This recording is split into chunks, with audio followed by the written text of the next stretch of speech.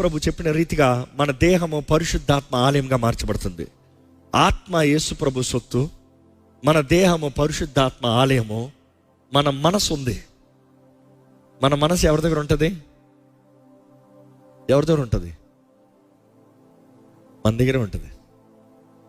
అదే పెద్ద గొడవ. అది ఇటు అటు పోయి ఉంటే బాగుండు.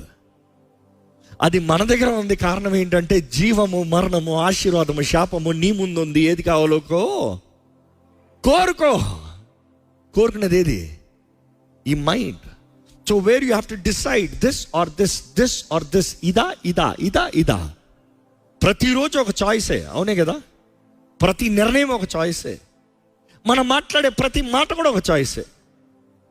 మనం ఏది కోరుకుంటున్నామో దాని ప్రకారమే జీవిస్తున్నాం, దాని ప్రకారమే అనుభవిస్తున్నాం. మనం అనేక సార్లు రక్షించబడినప్పుడు దేవన ఆత్మ నీ చేతులకు అప్పచెప్పాం కదా, అన్నీ మారిపోవాలి. ఆత్మ దేవుని చేతులకు అప్పచెప్పో, మనసు బుద్ధులు మారాలి. బైబిల్ చూసినప్పుడు అంటే మనం గమనించవచ్చు, మనుషుడు మనసులో తలంచేది క్రియల్లో నిరూపణ అనేది Bible is very evident. Which means ఒక మనిషి ఏది కట్టాలన్నా ఏది చేయాలన్నా 2 సార్లు అంట. ఒకటి మైండ్లో, రెండోది క్రియల్లో. ఇంకో మాటలో చెప్పాలంటే ఇమాజినేషన్. ఈ మాట బైబిల్లో చాలాసార్లు రాయబడి ఉంటుంది. ఇమాజినేషన్ అంతా ఊహ.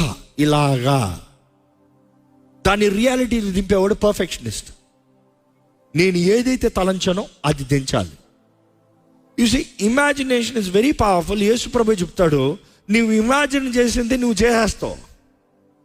కాబట్టి నువ్వు చేసి ఫిజికల్గా చేసిన తర్వాత నువ్వు పాపి అని స్టాంప్ వేస్తాం కాదు. నువ్వు ఇమాజిన్ చేసేటప్పుడే పాపి అని స్టాంప్